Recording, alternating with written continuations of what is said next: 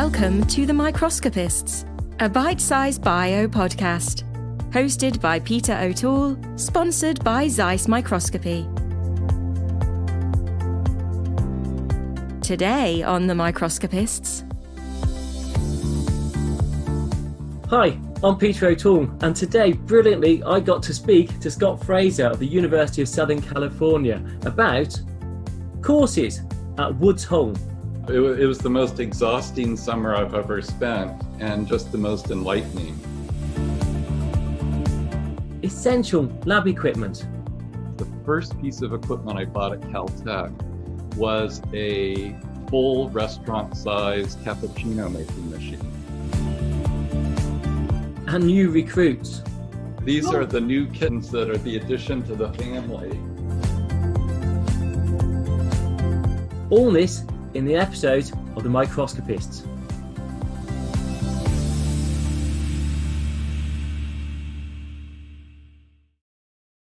Hi, I'm Peter O'Toole, and today I'm joined here with Scott Fraser from the University of Southern California. Scott, hiya.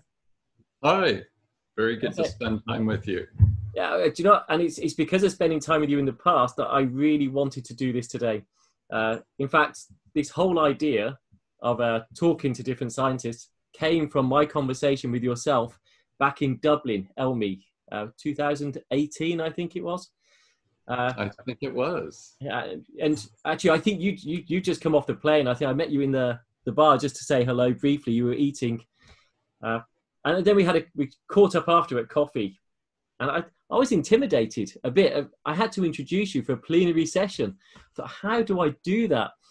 And actually, I just got chatting with you, and I thought, actually, your backstory off record is probably more revealing about the personality and what made you so successful. So this is why I thought it'd be great for others to hear these sorts of stories as we go along. So I'm going to pitch in with you very quickly. Let's kick this off. What was your first experience? What was your first microscope that you used? My first microscope was at Johns Hopkins when I was a grad student. And there was a Zeiss Universal in a closet in parts. And so I had to figure out which part went with which, with no manual. And of course, it was an older model, so it wasn't state of the art in any way. But it was a great learning experience, pulling it together and using it and figuring out everything from the Namarsky to the Baroque camera system that it had. So you are officially a closet microscopist at the start. I was a closet microscopist. The great thing about being in a department like the Hopkins Biophysics department is there was a lot of skeletons and microscopes and electrodes and everything else you could imagine in the closets. And so half of my thesis involved finding those bits and pieces and assembling them into the equipment that I needed. So I'm going to be guessing from, so you were biophysics, your first interaction was in your PhD days, grad day. Did you ever think you'd become a serious microscopist? Was that ever on your radar when you started your degree or anything else? Or was microscopy something you came upon through your studies? So I had been a physics student as an undergrad and spent a lot of my time building equipment, mostly to do measurements on lipid membranes, so bilayers and such. So my specialty had been developing sort of low noise electronics and deploying vibration control and all the other things. So I never thought at that point that the optics would be more than just a tool to help me get the light in there and get an image and make sure that the specimen was where I thought it was. And it was then when I was a grad student that I made the mistake of looking through a microscope and seeing an embryo. And it was a moment, I don't know, I guess you call them epiphanies or whatever, but it was phenomenal to see the cells develop, to watch how after a microsurgery the cells could heal in so quickly.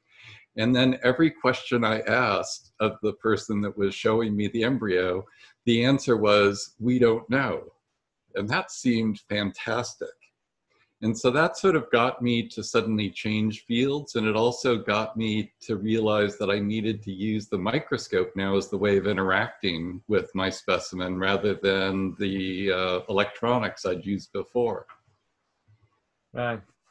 So that's quite a change. So you went from physics to biophysics. Mm-hmm. So you're not a trained biologist, obviously. So how have you? Yeah, well, I say obviously. Many of my friends would say obviously. Did I really just say that? No. Originally, you weren't a biologist. So how did you find picking up a completely different science? So it was fascinating, each of the transitions, and those transitions are both terrifying and fun. I was a student at Johns Hopkins and had started doing biophysics, as I mentioned, as an undergrad, working on lipid membranes. And when I came to the Hopkins department, I thought I was going to work on membranes still, and membrane transduction and things of that sort. I had the sudden change in the fall when I made the mistake of looking through a microscope. And I was lucky that the Woods Hole embryology course was that upcoming summer.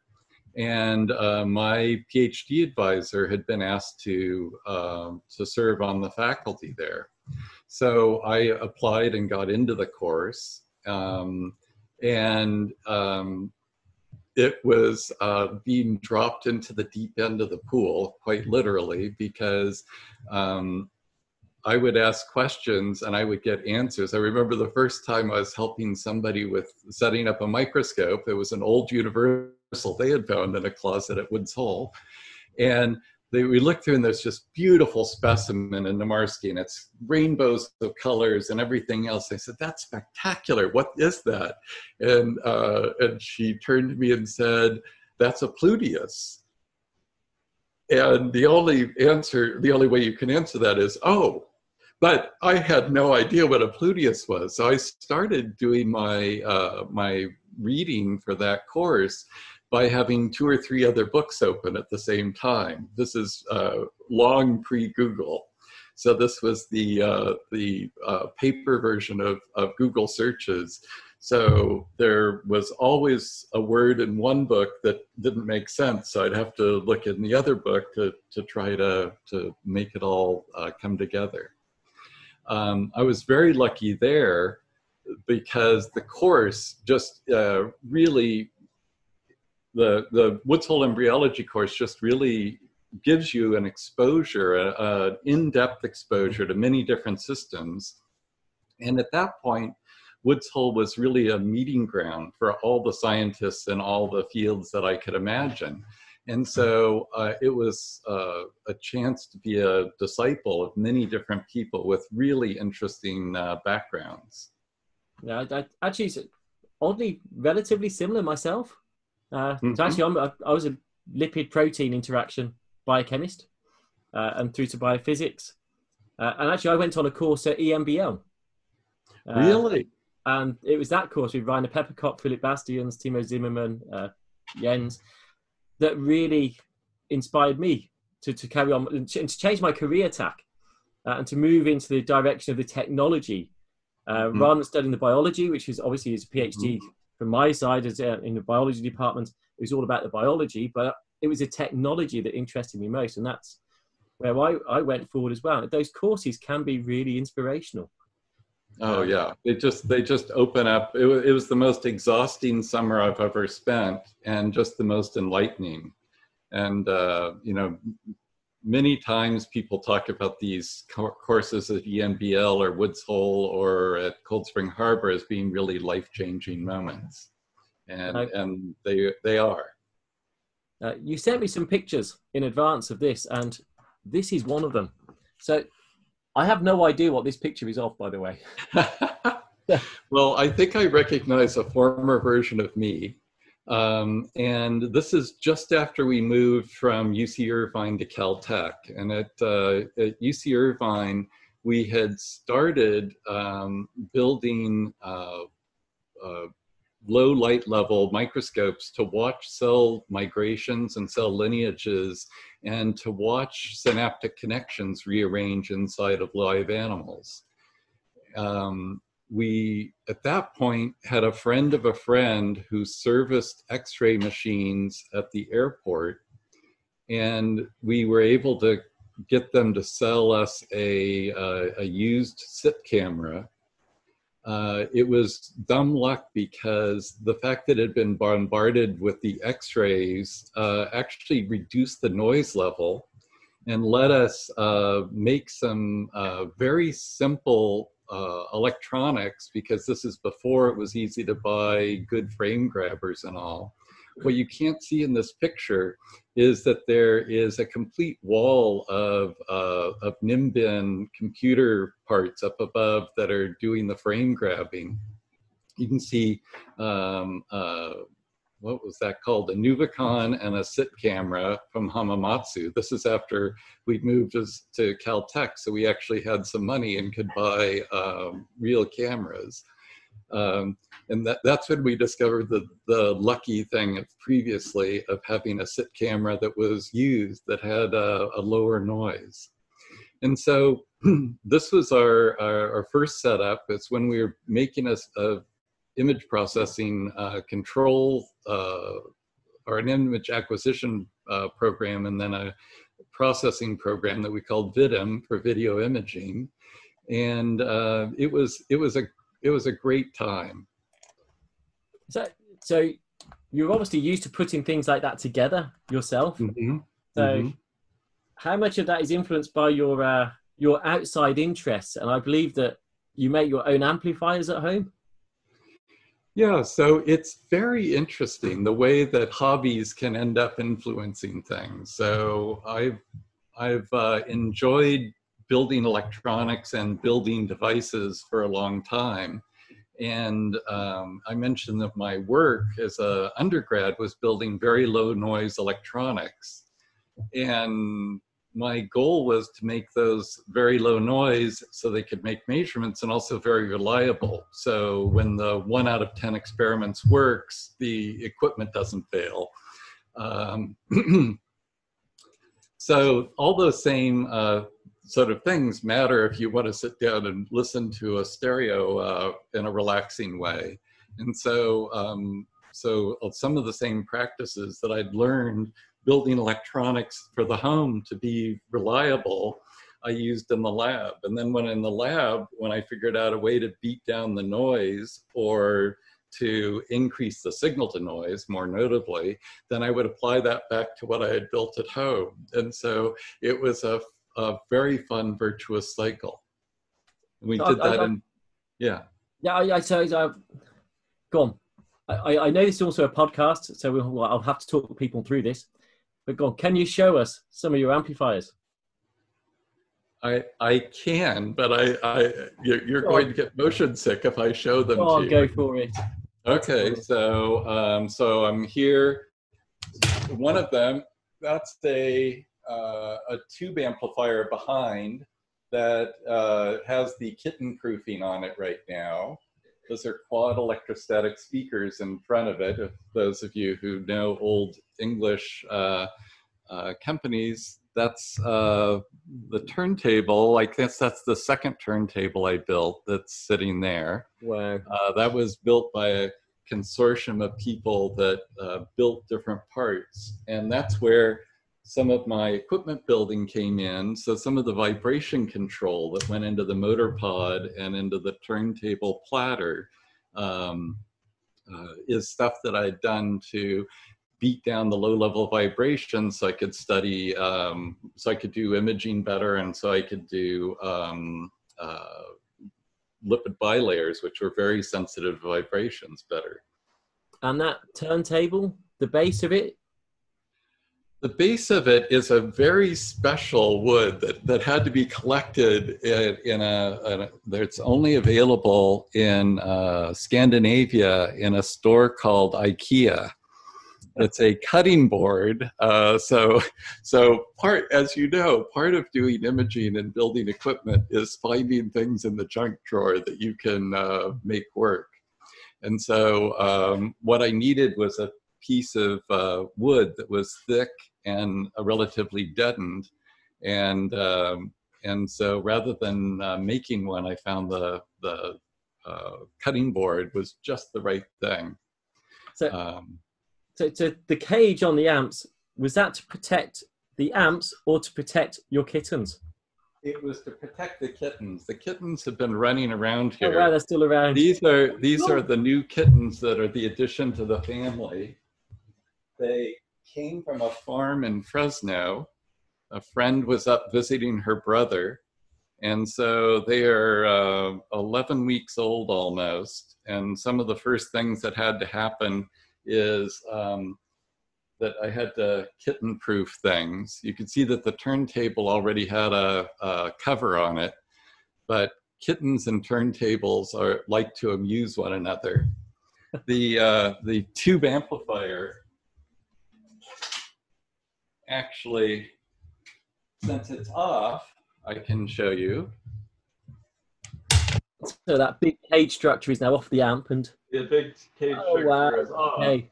So those are 211 broadcast triodes. So that's a single-ended triode amplifier. The cats, I took this off, the tube cage, and this is built a lot like the way that we put enclosures around microscopes. But when we do enclosures around microscopes, you don't want to have holes that let the dark leak out. Yeah. So, but in this case, I needed something that would let the heat out. So this enclosure fits on to the top with Velcro. And those tubes, it's a very good way of heating the house and of generating very nice music, but not very efficiently. I think the amplifier puts out about 12 or 15 watts. So they're flea-powered amplifiers. Some of mine are even 10 times less power than that. Right. So that innovation at home and at work and at home and at work, obviously from my own side, I think I'm a lot younger, so I didn't know you before this point, but I do recall when the Meta came out. I remember picking up the Meta information, reading the background, and your name was all over it, both in the Zeiss literature and otherwise. And the Meta, which I think was very disruptive to the market when it came out,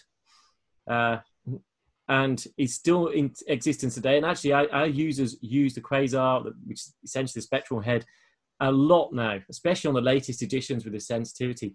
But you were behind that, if I'm correct. So yeah, so the Meta was very fun because a lot of things developed through me complaining. So I guess I should explain that. But at Caltech, there was the round table, and the round table was at the university club where people would just go and sit down. And the person that sat next to you could be somebody from your department, it could be somebody from physics or astronomy, or you never know what it's going to be. So it's not unlike, say, High Table at some of the colleges in the UK. So a great mixing ground. And so a lot of the innovations that we got involved in were the product of sort of chance interactions. So people saying what's new, and either they had just had a major success or they just had a major disaster. And both of those were sort of engines of innovation, because people would say, well, you know, I don't know, but in our field. And so I was sitting in that case with a couple people from JPL that were in the remote sensing community. And I was describing this problem we were having with bleed through of different labels. And they started ridiculing me because they said that when they flew a satellite over, they did not have a giant blue filter they could put in front of the sun so that the Earth was only illuminated with blue light so they could study the light that came back. So their approach was to use a spectrometer and then to decompose that signal and be able to make the best of what they're getting back and make the beautiful maps that we've all seen and the beautiful photographs we've all seen. I have to rescue my power cord. My special assistants are in the room still, and they are fascinated with the laptop power cord. Anyway, so the JPL folks knew how to deal with the signal that came back, and the signal was never perfect, and they made their best images out of decomposing that image. Of course, they had way more photons per pixel. So we then talked to some friends at JPL, and we were able to get one of the spectral filters, the tunable filters, that was being used on one of the Mars probes. This was a spare, so we didn't ransack it. We arranged to borrow it and installed it in one of the microscopes, and it was a voice-activated filter.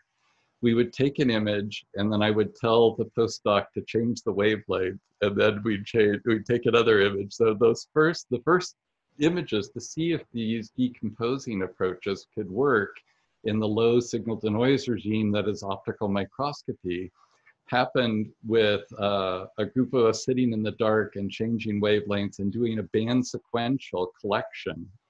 And of course, that spectrometer was not built to be very light efficient or anything else, but its results showed that it could work.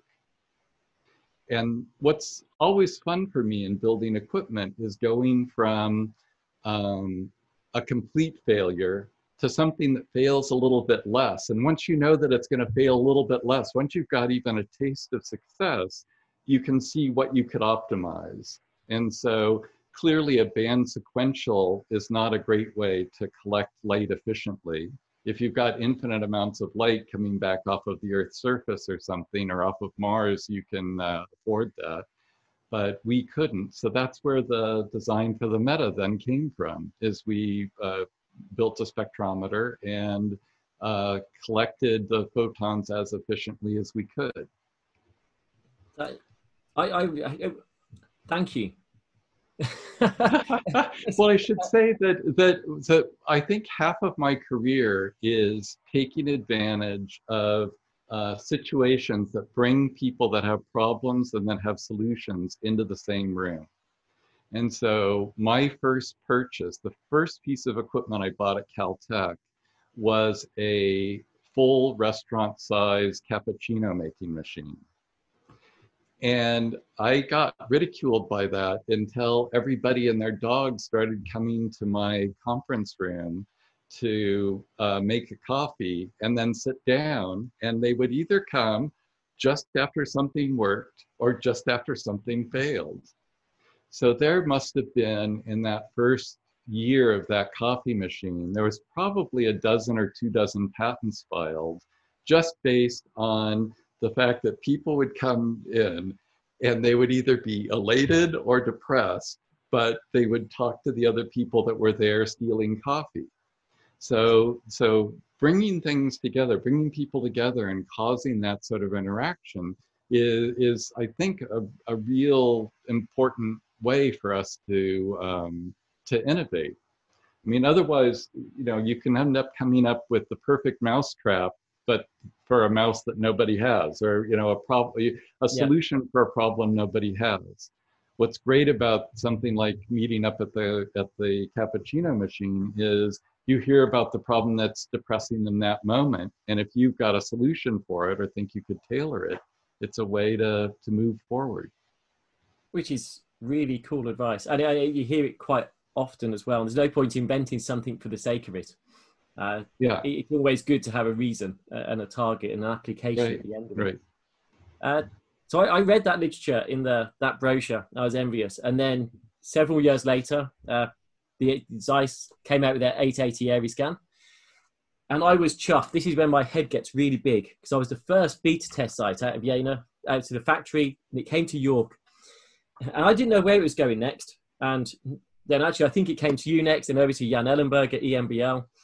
And when the brochure's released, my name was in there. I was so proud. And then you were there, and I realized, wow, I was before Scott, I was before Jan.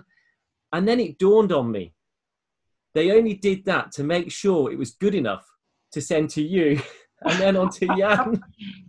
I don't believe that at all. I don't believe that at all. I think one of the really fun things about interacting with companies is that they have to test things and make it robust enough that the least capable user can still get good results from it.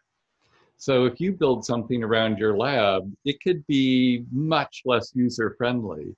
And so it's been great fun for me to work with companies in the molecular biology areas and in the microscopy areas to realize what it takes to go those extra yards to make it robust. And so it's really fun watching the beta process happen, because often companies are surprised by how creative people are in making the machine fail. So we had, in fact, one of the co-inventors of the Meta was used by almost everybody in the lab eventually to be the, I don't know, the stress test of any new machine. So we would troubleshoot it. We'd be certain that it could not fail, it could not crash. And then we'd say, well, okay, now it's ready for Rusty.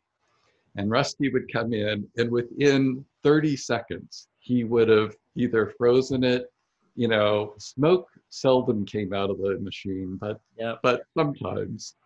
So it's a fun process to think about how to make these tools robust enough. And so I'm glad that you were lucky enough to be there as the first beta site, because I'm sure it was beautiful, but I'm sure it also had its growing pains. It was pretty good, actually, out the box, I've got to say. We did beta testing for the Zen software way back in 2005, 2006 of Zen, and that was a lot rustier. And actually, you're right. Actually, what we had to do is try and get lots of different users, because what you realize is everyone uses software differently. They don't conform to a nice, easy ritual, because the microscope is so diverse.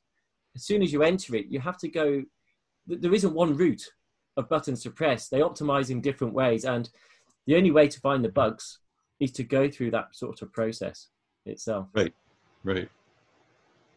So yeah, that no, was... it's great fun to be in to work with companies on that and watch as they take it from something that's a good idea and then figure out if there's something practical, something that you could afford to deploy and afford to sell. I mean, if people were willing to buy things for an infinite price, you could afford to develop a lot of new tools. Yeah. So thinking about Zeiss, actually, one of my most memorable moments of meeting you, it's another eating occasion. There's a lot of food in this. And this, I think, was EMC 2012. And Zeiss actually took us out for dinner. So there was yourself, Jeff Lickman, Tony Wilson, and a load of the Zeiss individuals. Yes. And I remember turning up in an open neck collar, as I am now. You were also open neck, as was Tony and Jeff, but however, you all had jackets on, whereas I didn't. And Zeiss were all booted and suited. We weren't from York. Yeah, yeah, hardened northerner, used to the cold weather. Right, you're used to the cold weather. The rest of us were softies. But anyway, okay. So I remember, I think it was either you or Tony who commented on the fact, oh, have you not got a jacket? So I thought, oh, okay. Yeah, again, feeling a bit out of my league here in the company. And then, to my recollection as well, we sat round and Zeiss all had their ties on. And at one point, I don't know, do you remember this? Yes, but I don't remember what suddenly did it. If there was the blessing of somebody that said you could take your ties off, or if just one of them did. I think it might have been Jim Sharp, who started losing his tie, and that was like Yep. permission for all of them. Yeah, they all of them, and there must have been what, 10 of them maybe, that It's close. all took their ties off simultaneously. It was, you know, at one point I thought I might have been in a striptease. It was so simultaneous. One of those full Monty moments. Yes. No offense to them, but they do look like a full Monty type of crowd as well. Yeah, yes, that would have been an even more memorable evening. Yes. So that was really cool. So thinking of food, I'm going to ask you some really quick fire questions. Okay, so you got to choose one or the other. So eat in, eat out. Eat in. Eat in. Cook or wash up. Cook. Is that because your partner's no good at cooking? No, she's great at cooking, but I love cooking. I am the world's worst baker because I bake the way that, or I cook the way that I build equipment. I'm always trying, okay, if I try to change this, it'll get either better or worse. And doing that in baking, I've made several versions of pita bread that were not intended to be pita bread. Just things that don't come out. But I love cooking. I love pulling things together. And I also love learning from colleagues. So one of the great things about being at a place like Woods Hole, where I went for about 20 years to then later be on the faculty, is the recipe exchanges. So we would do big dinners for one another on the faculty, big dinners for the students. And it's just a great way to get to chat to people and get to learn from them. And of course, it's such a great mix of cultures and backgrounds and tastes and all that it's cooking is just a real sort of it's a discovery field for me. Yeah. So I love that, and I'm probably not the world's best washing up person. So around the lab or in the kitchen. So that may also enter into it. It's definitely what dishwashers are for. Anyway, go on, carry on. Tea or coffee? Coffee almost always. But I Savory? love good tea, and so good tea like Pu'er tea or anyway, there's many different teas, and that's another one that's great mixing of cultures. Book or TV? TV now. I do so much reading that I used to read a huge amount more, but I've just I think A, TV has gotten a lot better, and B, I've gotten less patient with reading. Yeah, you have to be one of the worst at quick fire questions ever. What? I get long answers for every quick fire answer. Go on, what are you watching on TV at the moment? We are re-watching BoJack Horseman, which I don't know if you've ever seen, but it's a bizarre animated show in which characters are either animals or humans. There's one married couple that involves a human journalist who's married to a yellow Labrador named Mr. Peanut Butter. And so it's an interesting, and it has and it's probably more human than most shows that have real humans in it. So that's really a lot of fun. Okay, so the next few questions. I also love old movies, though. Old movies are spectacular, and so that's the main thing that we enjoy. I think lockdown has certainly enabled a lot more old movies to be watched. So Yeah. it's certainly on TV because they've got to film for what they can't film by filming live and stuff. So there's certainly been more on. Except my children just aren't really into anything that looks old. Just doesn't have the same ambience around it. There's a difference. Bike, walk or run? Walk. Bike or car? Car. Oh, I knew you'd say that. So I believe this picture is of you in your Tesla. Is that correct? Yeah, I was lucky enough to get one of the first Teslas that was sold to the general public. You The didn't beta test it, though, no? trustee. It What? wasn't a beta test, no? No, no, no, no. It's definitely not a beta test. So it was the 2000th one that came off the manufacturing line. And one of the trustees at Caltech was kind enough to help me get a place on the waiting list.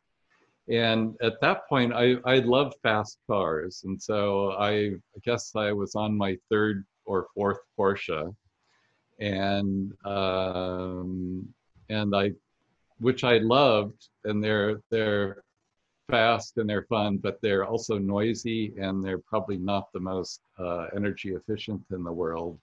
And the Tesla just had so many fun things about it, including that it could out accelerate the Porsche. So I thought I was going to keep both, and within the first 2 weeks, I started arranging to sell the Porsche, because I'd get into the Porsche and I would think it was broken. So you got a very swish, a very designer-driven car, but Yeah. I'm looking at your house behind, and that also looks very designer-driven. So tell us a little about the house. Yeah, so I like architecture, and I like architects. So this is a house built by Rudolf Schindler, who is an Austrian architect who came to the U.S. and worked. His first jobs was sort of being the deputy architect of Frank Lloyd Wright for most of the projects built in Southern California. And he and Richard Neutra actually lived together and developed some things together. So some of his early designs, Neutra did the landscaping for, because he didn't have his paperwork yet to be an official architect. So this is a house built by Rudolf Schindler for a composer and radio personality. He had an unusual set of friends, and so a few unusual set of demands. So he needed a house where he could have musical performances, and so the living room has cork flooring and ceilings that are higher and canted. And Schindler is an artist about stealing space. So Schindler makes buildings the way that cells or the way that organisms do things, right? It's not, so the closet, I can show you over here. I don't know if you can see the closet. Yep. Oh yeah. The closets are actually, they look like they're about an inch deep, but they're not. And it's because they steal space out of the bathroom that's through the wall. In the linen closets look like they're about that deep because they steal space from the next room over as well. So he puts the things together, taking advantage of virtual space in the same way that organs pack into a body, right? And so it's a really fun house. So George Rodriguez, the composer that it was built for, his friends included Salvador Dali and Ansel Adams and Picasso and the whole sort of modern music scene around Los Angeles. And so it's great fun. There's almost a fellowship of Schindler owners, and there's also almost a fellowship of people that like to work on and help work on the restoration. So as with any old house, the woodwork in many of the places had been painted over instead of being the natural wood. Like the windows behind me were all white. And so we got tradesmen that loved the restoring houses and helped us to strip off the paint. And it's a fun adventure. I think, Scott, you are living my dream. which is not the way it should Well, be. well, when you're midway through rebuilding a thing like this, It's not dream a is dream. not the right term. Nightmare is the right term, because there are many things that needed to get built and rebuilt. And of course, when you take anything, so we'd remove something and there could be a treasure behind it. Like Schindler used to come onto job sites and redraw plans on the walls. And so we found a couple places where he had redesigned a part of the house because the owner wanted some change. But it was written on the wall. That was the blueprint. So that's the good treasures. And you can imagine the other sort of treasures you can find behind that are old plumbing that's past its prime and other things. So it's not the most low stress thing. It's like resubmitting a grant, Yeah. or worse. Yeah, don't compare it to resubmitting the grant. A quick question: what is your favourite microscope? I've got your favourite car, your favourite house. What is your favourite microscope? Oh, there is something I love about the old industrial microscopes that Zeiss used to build. And so my first interaction with the scope, as we were talking about earlier, was a Zeiss Universal that was in bits and pieces. When I first started my lab, you could buy the different parts from the industrial house. Either I built some scopes from Nikon, some from parts from Zeiss, and especially from the industrial things. So we used a Zeiss UEM, which was a universal optics, but it was built for the electronics industry. And it was the thing that we did most of our intracellular injections on and most of our imaging on, because we could bolt together the different pieces. I love the elegance of the new scopes, just like I love the elegance of the Tesla, and I love the elegance of new sports cars. But my first Porsche was great because that's one that I think you could do all the repairs with maybe 3 tools, and everything was clear how it was bolted in, and you could probably easily stand in any of the places you needed to get to repair something. So I love those old scopes. I was around Woods Hole when the Axiomat came out. And I don't know if you remember the Axiomat from Zeiss, but it was a giant, I think about 1 meter on a side. In my mind's eye, it's even bigger, but I'm sure it wasn't even 1 meter. But it was an optical system that was designed so that you could take different parts and stack them in different ways and make an inverted scope by swapping the parts around. And so that was great fun too. So I missed those days of scopes that you could bolt and unbolt and change. So that's your favorite microscope, or microscopes, I guess, sort of an era, a generation of microscopes. Mm-hmm. Tricky question now. What is your favorite publication that you've authored or been part of? Oh, I love papers that come out wrong. So, so one of ours, we years ago were imaging how optic nerve fibers found their targets in the brain. And it was just after some of the neurotrophic factors and neurotrophic factor receptors had been identified. And we showed that they were there in the system. And we all knew exactly what was going to happen. That there was going to be trophic factors that changed the withdrawal of the cells, of the neurites away from the target cells if we limited the amount of the neurotrophic factor. And so using our imaging approach, and we started doing all this low light imaging so we could watch lineages as they diversified or watch fibers as they would connect. We perturbed the neurotrophic factor environment. We either blocked or added extra neurotrophic factor. And it's clear that the animal had not read our draft of the paper because it did exactly the opposite. So in the presence of the neurotrophic factor, the fibers branched effusively. And in the absence of it, they branched less. So it looked like it was not something that blocked the retraction, but fostered the arborization of the fibers in that region.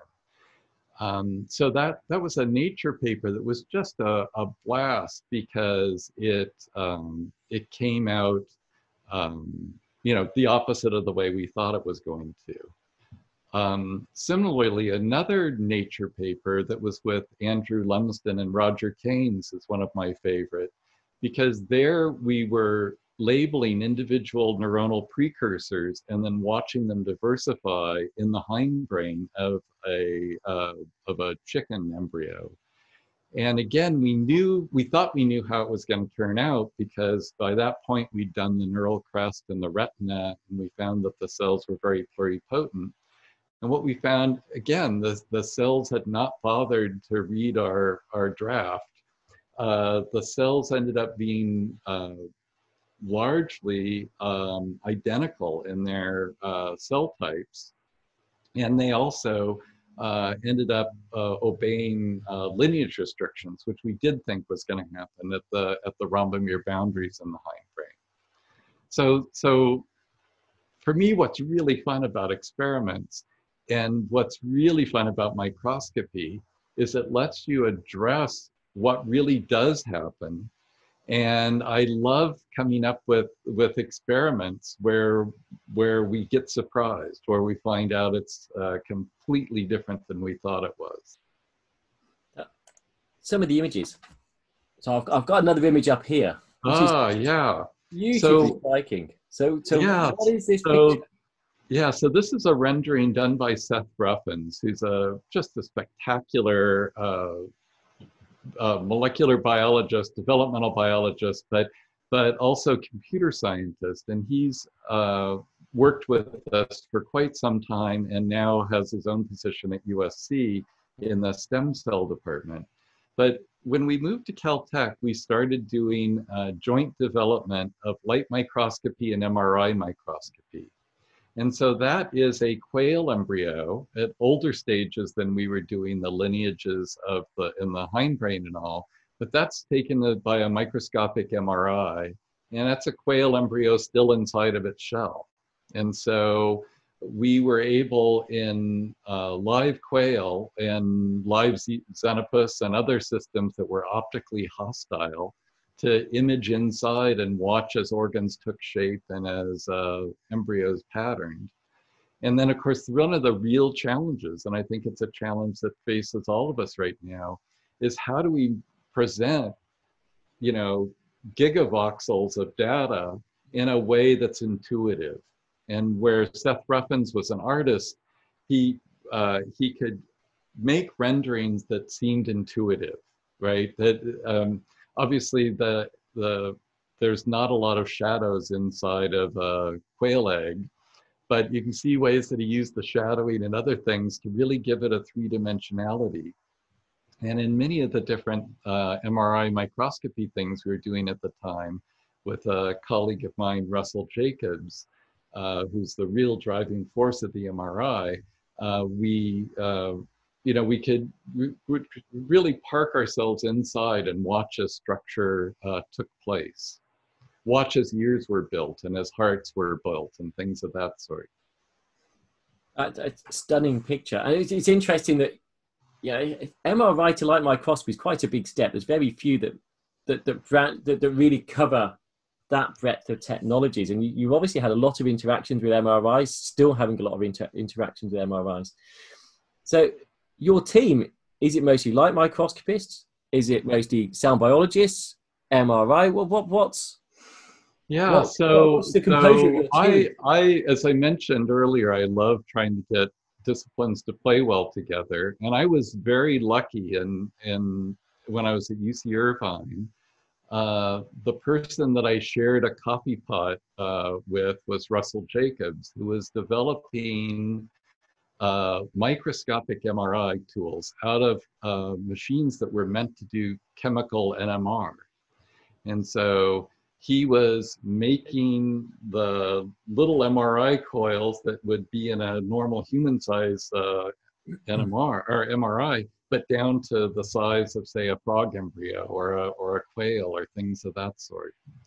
And this is where the lesson about the coffee machine came, because every day we would come from opposite ends of the building to the shared coffee pot and stand there and either celebrate or commiserate. And then we'd go back away. And so when I moved to Caltech, Russ came along, and he headed a part of the lab that did MRI. And we were able to bring in Thomas Mead, who is a really gifted chemist, and he headed up a probe development effort in the lab. And so what we tried to do is make agents that could sort of act as the Rosetta Stone. So we made genetically encoded or chemicals that would allow us to do genetically encoded labeling with MRI. We made a lot of bifunctional agents that we could see in the fluorescence microscope or the confocal microscope, and then also see in the MRI. And you're right that there was a real void. MRI is sort of a technique where the individual voxels are a millimeter, maybe even larger than that. Light microscopy at a millimeter, you no longer have very many ballistic photons. Yep. And so it's like a huge gap. And so part of why we started building better and better 2-photon microscopes and trying to make, because we saw that as one of the sort of frontiers we needed to deal with, but it was to get closer to the MRI. And the MRI, we were trying to make it a higher and higher resolution. So finally, Russ got the MRI down to about a few microns on a side of the voxel. And we were then able to look inside and see things inside of frog embryos that were just invisible by light microscopy because of the light scattering of the cells. So we never got it to where they overlapped tremendously, but they did sort of contact one another, and we were able to do some bifunctional agents that were really pretty powerful. You should say you didn't quite get there yet. Don't give up. Yeah, so that's the goal now. So is how do we make it so that these technologies meet one another? And we're trying to do that with the help now of some machine learning and other sort of tools of dealing with either ultra fast imaging or ultra low signal imaging, or signals that have very low amount of light going through. So really trying to redefine the impossible, I guess.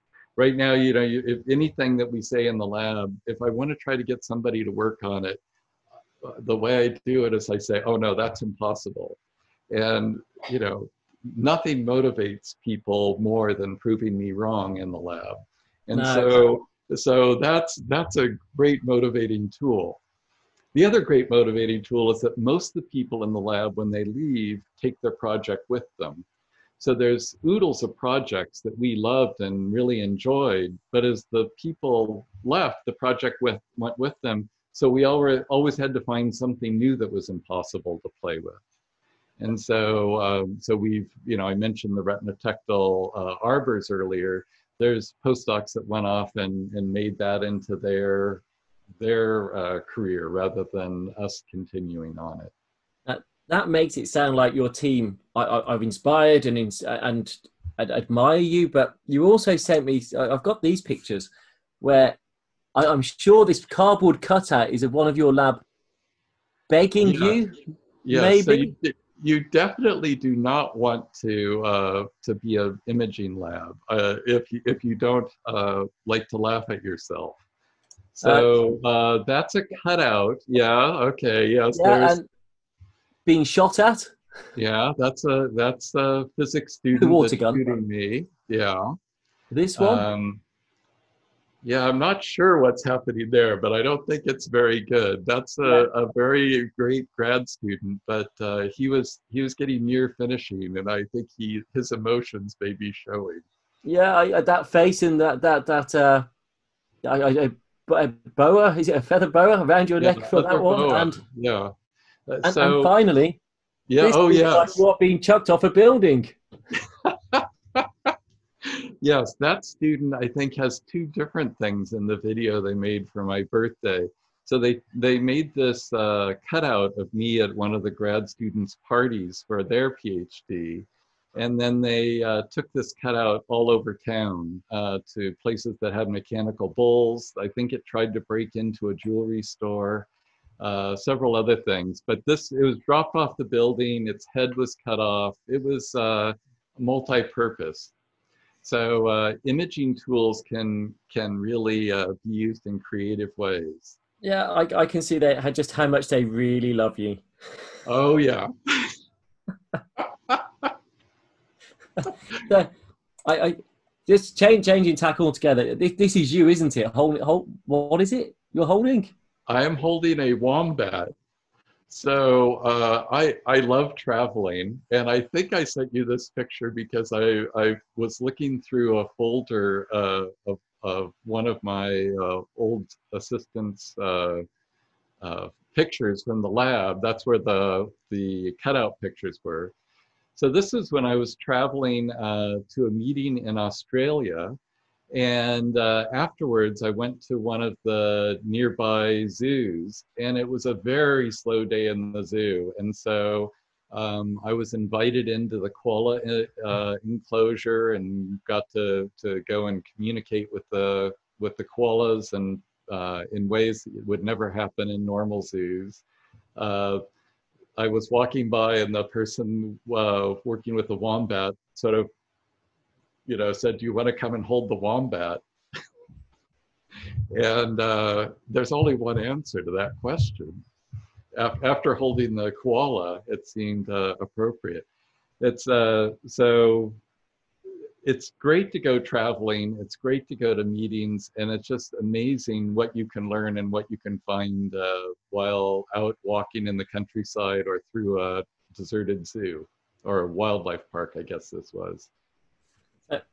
Everything so far has sounded brilliant, but no career goes without its challenges. So I've got just a few minutes left.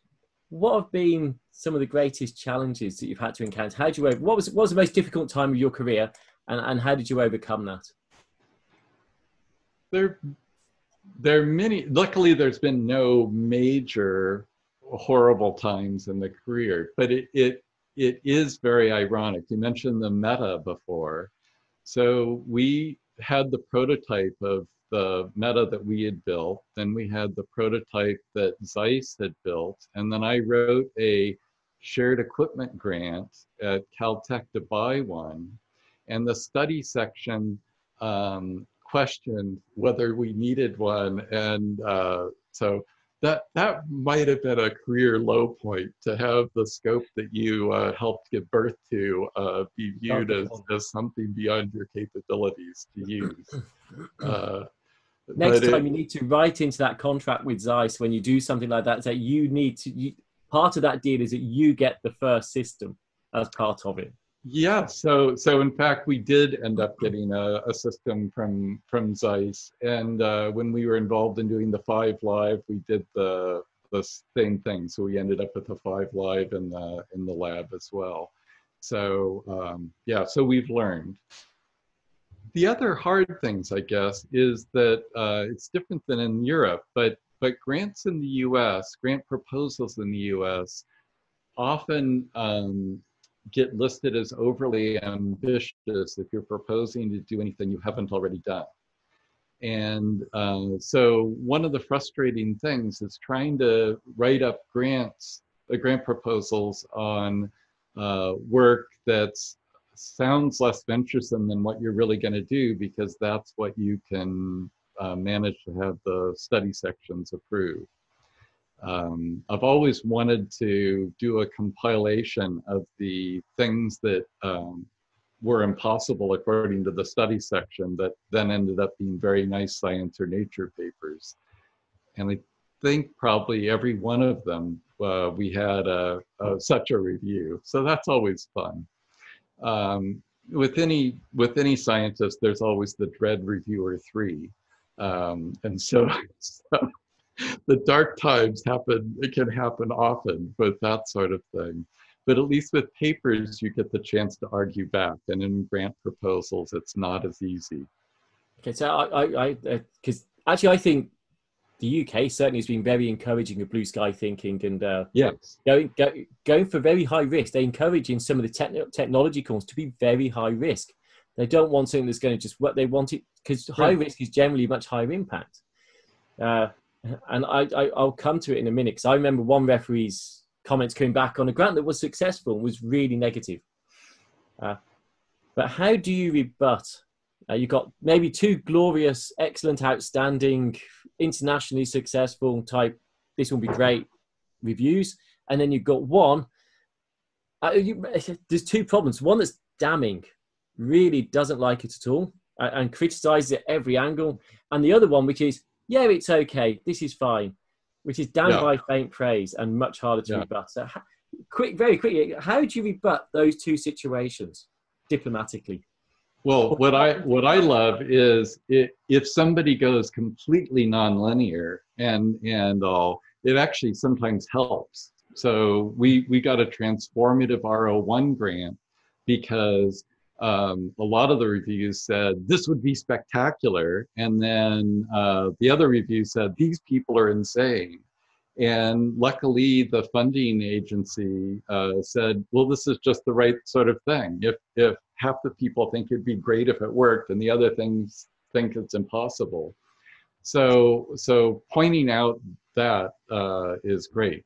I think the hardest thing is dealing with the damning with faint praise.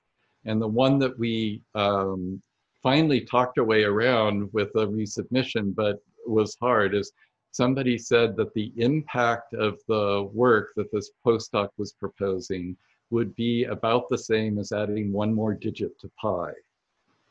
And which I did not take as high praise, nor did the program officer. So needless to say, we did not get that postdoctoral fellowship funded. So the damning with faint praise is the hard thing. It's I guess in the UK you'd say it's quite good.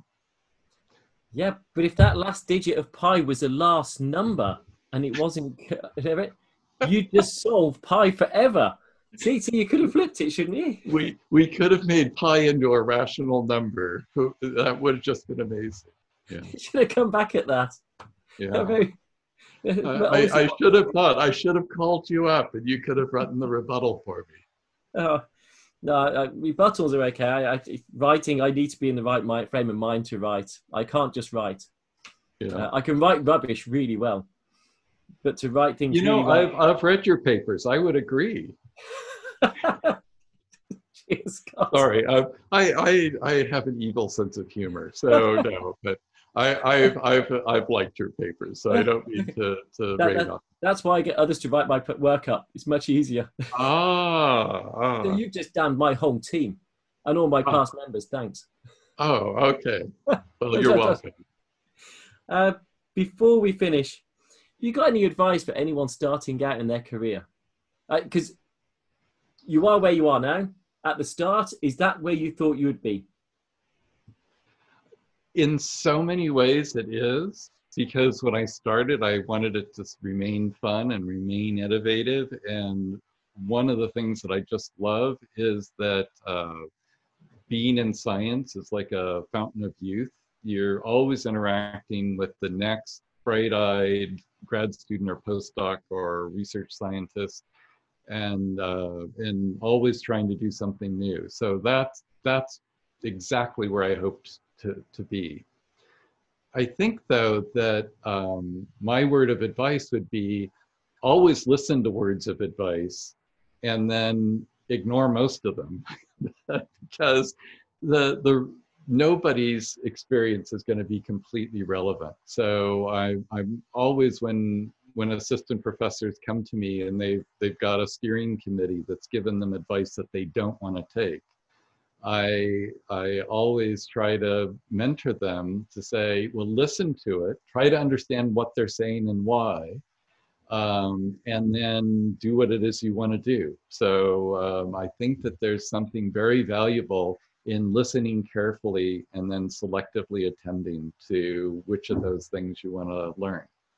And you've just said that to all your team that will watch this back, and they'll now know whatever you tell them to do, they can completely ignore it. They do. So one of the best things about teaching at Woods Hole is I would leave for 2 or 3 months to go to Woods Hole and, opposite side of the country. They would work 10 times harder than they ever worked when I was in town to prove that I was not needed. So my job when I returned was to have to act very, very disappointed that they'd had amazing new insights while I was gone. Because, that's just horrible. I mean, the lab moved forward without me.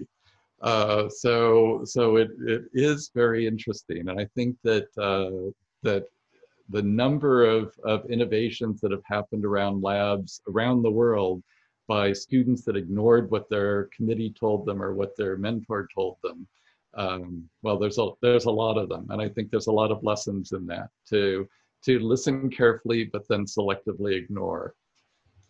So you inspire by absence. And I would also say that you're inspired in your past, and it's thanks to you that actually inspired these meetings that I'm having now. So Scott, thank you very, very much. You've been brilliant to catch up with, as always. Well, thank you. It's great to catch up with you, and I hope this isn't our only chance to catch up. And I hope as things move forward that we'll have other things to chat about. If only we had a cappuccino machine halfway in between our labs. Yeah, I've got the espresso. Oh, okay. That's close. I didn't see if you had people bringing them in during the meeting, but anyway. No, well, it's a cold espresso now. There's only a bit left. Oh, okay. Well, thanks so much. Pleasure, Scott, and I look forward to trying one of your cappuccinos. Brilliant. Okay, that'll be great.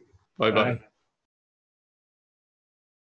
Thank you for listening to The Microscopists, a bite-sized bio podcast sponsored by Zeiss Microscopy. To view all audio and video recordings from this series, please visit bitesizebio.com/the-microscopists.